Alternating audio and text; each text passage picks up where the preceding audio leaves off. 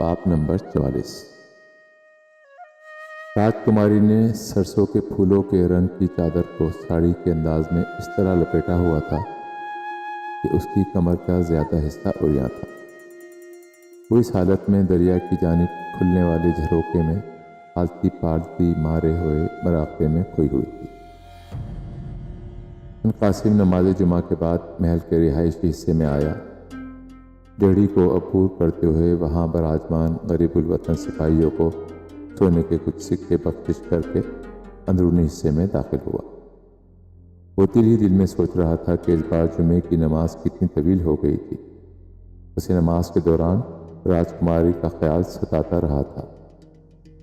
नमाज जुमा का खुतबा सुनना उसके लिए महाल हो गया था। खुतबा सुनने के दौरान जिनसी हिजान पर उसने बमुश्किल काबू पाया था। वो राजकुमारी के पीछे आकर खड़ा हो गया। राजकुमारी की उरिया कमर ने उसके जिनसी जज्बात को फिर से भड़का दिया था। वो राजकुमारी की तवज्जो हासिल करने के लिए जोर से खंकारा तो उसने अपनी मखरूती गर्दन को एक अदाए नाज के साथ घुमाकर बिन कासिम की तरफ देखा।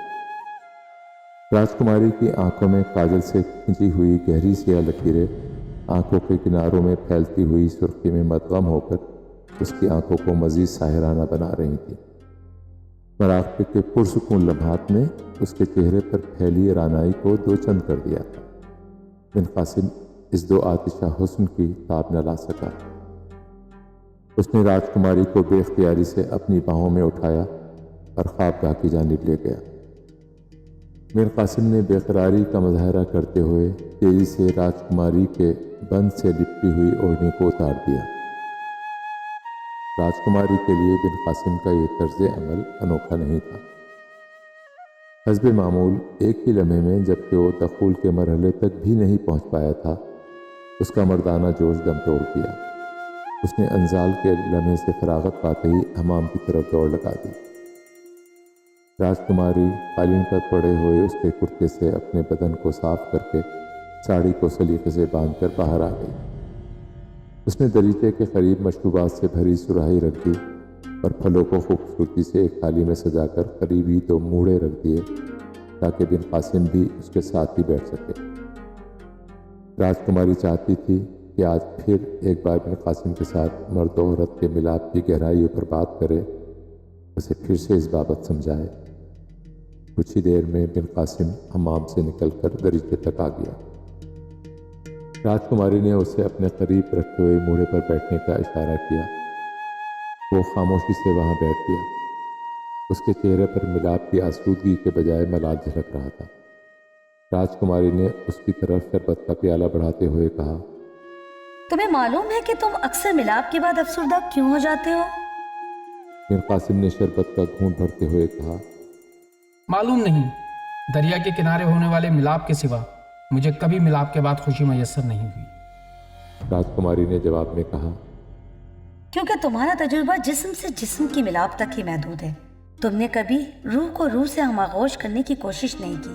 मैंने कई मर्तबा तुम्हें समझाने की कोशिश की, लेकिन मज़हब और सकाफत के असास से निकलकर कुछ नया सीखना आसान नहीं होता। बिन कासिम ने फल का टुकड़ा उठाने के बाद कहा, मैं आपकी बात की गहराई में नहीं जा सका। राजकुमारी ने वजाहत करते हुए कहा, रेगिस्तानों और चट्टानी इलाकों में जन्म लेने वाले मज़ाहिब में एक कदर मुश्तरक है कि वहाँ के मज़ाहिब पदरसरी निज़ाम के हामी हैं। जहाँ सब कुछ मर्द के गिर्द ही घूमता है, वहाँ औरत को एक ज़रख़ेज़ ज़मीन से ज़्यादा अहमियत नहीं दी गई। एक ऐसी ज़मीन जिसमें मर्द को अपना बीज डालना है ताकि उसे वारिस मिल सके। तुम्हारी मुक़द्दस किताब में भी औरत को एक खेती से ही तशबीह दी गई है, जिसमें तुम जब और जिस तरह चाहो हल चला सको। फिर कासिम राजकुमारी की बात सुनकर खामोश रहा तो उसने अपनी बात को आगे बढ़ाते हुए कहा, तुमने कभी दरिंदों को मिलाप करते हुए देखा है? फिर कासिम ने कहा, दरिंदों को तो नहीं, अलबत्ता सवारी के जानवरों को मिलाप करते हुए देखा है। राजकुमारी ने कहा, तुमने गौर किया है कि वो भी तुम्हारी तरह उजरत में मिलाप करके हट जाते हैं? क्या तुम जानते हो इस उजरत की वजह क्या है? फिर कासिम ने जवाब में कहा, मेरा इल्म बहुत ही महदूद है, आप बताएं। राजकुमारी ने वजाहत करते हुए कहा, کیونکہ جانوروں کو فطرت نے یہی سکھایا ہے کہ اس کی مادہ اس کی کھیتی ہے جس میں اسے بیج ڈالنا ہے، لیکن انسانوں کے درمیان جسم کے ملاپ کے راز بہت گہرے ہیں، خاص طور پر ایک عورت کے جسم اور اس جسم کے پور پور میں بہتی ہوئی جنسی توانائی کو سمجھنے کے لیے ایک علم اور گیان کی ضرورت ہوتی ہے۔ اس دھرتی کے عالموں نے انسانی جسم کی اس خفیہ اور پراسرار قوتوں کو کھوج کر اس پر بہت شاندار کتابیں لکھی ہیں۔ اگر تمہاری مذہبی کتاب میں انسان کو تمام مخلوقات پر برتری دی گئی ہے تو انسانوں کو جانوروں کی طرح ملاپ کرنا شوبھا نہیں دیتا۔ یہ سن کر بن قاسم نے کچھ سوچتے ہوئے پوچھا، اتنی گہری باتوں کے متعلق ان کتابوں کے لکھنے والوں کو یہ سب جانکاری کہاں سے ملی؟ کیا ہم سب انسانوں کو ان کتابوں کو پڑھے بغیر یہ علم حاصل ہو سکتا ہے؟ کتاب تو ایک عام انسان کی پہنچ میں نہیں ہوتی اور عام انسان کو پڑھنا بھی نہیں آتا۔ راجکماری نے خوش ہوتے ہوئے کہا، شاباش، اب تم اچھے سوالات پوچھنے لگے ہو۔ علم کی ابتدا اچھے سوالات اٹھانے سے ہی ہوتی ہے۔ تمہارے سوالات کے ایک حصے کا جواب تمہارے سوال میں ہی چھپا ہے۔ کتابیں عام انسانوں کے لیے لکھی ہی نہیں جاتی۔ جو گیانی کتابوں کو پڑھ کر انہیں سمجھنے کے قابل ہوتے ہیں وہ نگر نگر بستی بستی جا کر عام لوگوں میں گیان بانٹتے ہیں۔ جو تم نے پوچھا کہ یہ کتابیں لکھنے والوں کو علم کہاں سے ملتا ہے، تو کہنا چاہوں گی کہ ان کو علم فطرت کے مشاہدات سے ملتا ہے اور بعض اوقات مراقبوں میں روحانی طاقت کے زور پر۔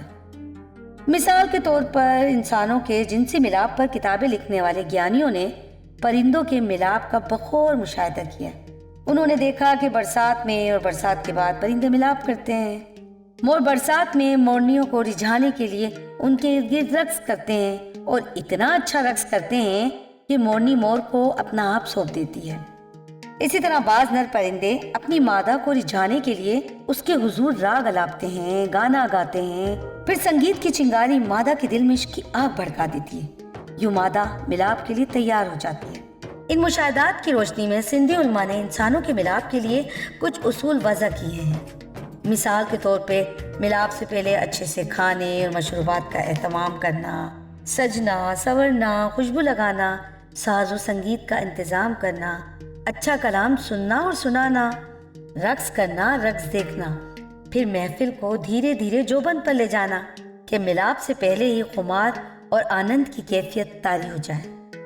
بن قاسم نے کہا، گویا اب مجھے رقص و موسیقی کی تربیت بھی حاصل کرنا ہوگی تاکہ میں راجکماری کا دل اپنی جانب مائل کر سکوں۔ راجکماری نے سن کر ہنستے ہوئے کہا، صرف رقص و موسیقی ہی نہیں بلکہ اور بھی بہت کچھ۔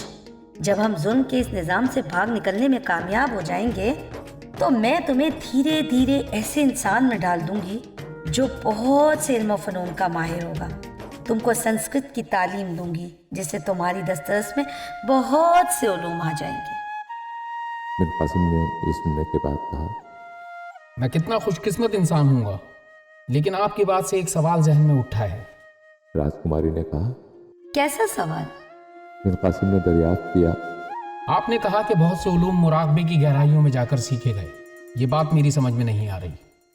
راجکماری نے جواب دیتے ہوئے کہا، شاید تمہیں معلوم ہو کہ عرب میں سندھی طبیب بہت مشہور تھے۔ یہاں کے طبیب اپنے فن میں یکتا ہوتے ہیں۔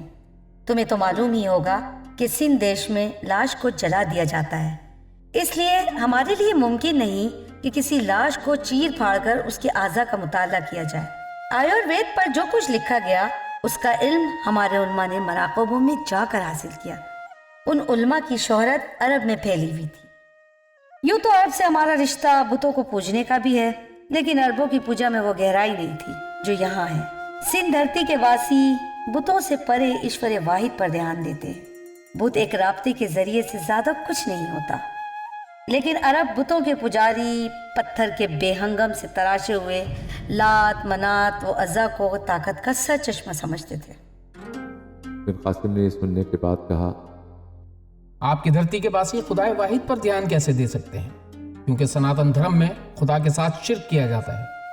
جب خدا کے ساتھ کسی کو شریک کر لیا جائے تو خدا واحد نہیں رہتا۔ راجکماری نے مسکراتے ہوئے کہا، اچھا، ایک سوال کا جواب دو۔ اگر خدا خود ہی کچھ لوگوں کو کچھ ذمہ داریاں سونپ دے تو کیا پھر بھی تم خدا کے اس اقدام کو شرک جانو گے؟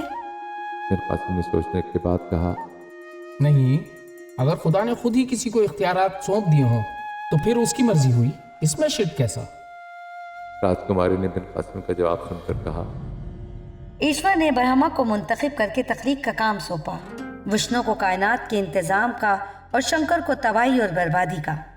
سندھو دیش کا خدا عرب صحراؤں کے خدا کی طرح قادر مطلق نہیں، وہ تمہارے اللہ کی طرح اختیارات کی حوث نہیں رکھتا، وہ اپنے اختیارات کو تقسیم کرنا پسند کرتا ہے۔ جس طرح پرجا راجا کے کردار میں ڈھلنے کی کوشش کرتی ہے، اسی طرح انسان بھی اپنے خدا کے کردار میں ڈھلنے کی کوشش کرتے ہیں۔ مجھے خطرہ ہے کہ جو مزہ تم تلوار کی طاقت سے پھیلا رہے ہو، اس کے ماننے والے بھی اپنے مطلق العنان خدا کی طرح مطلق العنانیت کی جانب ہی مائل ہو جائیں گے۔ یہ سن کر بن قاسم نے کہا، لیکن خدا اپنی مطلق العنانیت کے باوجود رحمان و رحیم ہے۔ راجکماری نے جواب میں کہا، انسان کی فطرت بھی بہت عجیب ہے، اس میں رحم کے مقابلے میں قہاریت اور انتقام جیسی صفات کے لیے زیادہ کشش ہوگی۔ بن قاسم نے سن کر کہا، آپ سے جو میں نے ان گنت بھگوانوں کے قصے سنے تو مجھے سمجھ ہی نہیں آ رہا کہ کس بھگوان کو ترجیح دی جائے، کسے خدا مانا جائے۔ راجکماری نے سن کر سنجیدگی سے کہا، تم پر لازم نہیں کہ کسی کو مانو بھی، جیسے کہ تمہیں پہلے بھی سمجھایا تھا کہ سن دھرتی پر بھگوان کا مطلب خدائے مطلق ہرگز نہیں۔ بھگوان کا لفظ بھگ سے نکلا ہے، سنسکرت میں اس کے معنی اندام نہانی ہے، جہاں سے انسان جنم لیتا ہے، یعنی کہ وہ جگہ جہاں سے انسان کی ابتدا ہوتی ہے۔ جو انسان بھی اپنے دھیان، گیان اور تقوی سے اپنی اصل یعنی اپنی بھگ کو پہچان لے، وہ بھگوان کا رتبہ حاصل کر لیتا ہے۔ جیسے گوتم بدھ اور مہاویر، یہ دونوں ایشور اللہ کے انکاری اور باغی تھے، لیکن ان دونوں کو سن دھرتی پر بھگوان کا رتبہ حاصل تھا۔ کسی نے بھی ان کو ایشور کے نہ ماننے پر ان کی گردن زدنی کا حکم جاری نہیں کیا تھا۔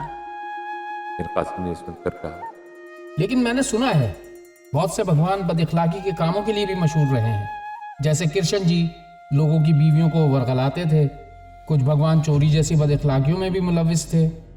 یہ سن کر راجکماری ہنسنے لگی۔ ہنسی پر قابو پانے کے بعد اس نے کہا، سناتن دھرم کے بھگوان اس لیے نہیں ہوتے کہ لوگ ان جیسے ہو جائیں، بلکہ ان کے کردار لوگوں جیسے ہی ہوتے ہیں۔ انسانوں میں بھی چور ہوتے ہیں، عورتوں کو رجھانے والے بھی۔ غرض یہ ہے کہ انسانوں میں جیسے بھی کردار ظاہر ہوں گے، اچھے یا برے، بھگوان بھی انہی کرداروں جیسے ہوں گے۔ بن قاسم نے یہ جواب سننے کے بعد گفتگو کا موضوع بدلتے ہوئے کہا، میں جب محل میں اوپر آیا تھا آپ مراقبے میں مصروف تھیں، کیا آپ کو بھی مراقبے میں غیب کی خبریں ملتی ہیں؟ راجکماری نے جواب میں کہا، ہمیشہ تو نہیں، لیکن اگر کسی خاص جانب توجہ کی جائے تو دوران مراقبہ رہنمائی حاصل ہو ہی جاتی ہے۔ مثال کے طور پر جب تم اندر آئے تو تمہارے چچا حجاج بن یوسف کا چہرہ میرے سامنے تھا۔ اس کی داڑھی سفید تھی، وہ آگ میں گھرا ہوا تھا، اس کی صحت بہت اچھی نہیں تھی۔ میں نے اس مراقبے سے یہ نتیجہ نکالا ہے کہ ہمیں جلد از جلد فران ہونے کا کوئی طریقہ سوچنا ہوگا۔ شاید تمہارے چچا کی زندگی اب زیادہ باقی نہیں رہی۔ مجھے اس بات کا یقین ہے اگر تمہارے سر سے حجاج بن یوسف کا سایہ اٹھ گیا تو تمہاری سیاسی طاقت ختم ہو جائے گی، پھر تم شاید اس عہدے پہ برقرار بھی نہ رہ سکو۔ بن قاسم راجکماری کی پیشن گوئی سن کر افسردہ ہو گیا۔ اس نے رنجیدہ لہجے میں کہا، آپ اس ظلمت قدے سے فرار ہونے کی کوئی ترکیب سوچئے، میں آپ کی ترکیب کو عملی جامہ پہنانے کی پوری کوشش کروں گا۔ ہمیں کسی نہ کسی طرح اب یہاں سے نکلنا ہی ہوگا۔ راجکماری نے جواب میں کہا، مجھے کچھ سوچنے کی مہلت دو۔ یہ کہہ کر وہ چاک کی طرف چلی گئی۔ وہ آج مٹی سے کچھ بریندوں بنانا چاہتی تھی تاکہ وہ انہیں بجا کر قدرے سکون حاصل کر سکے۔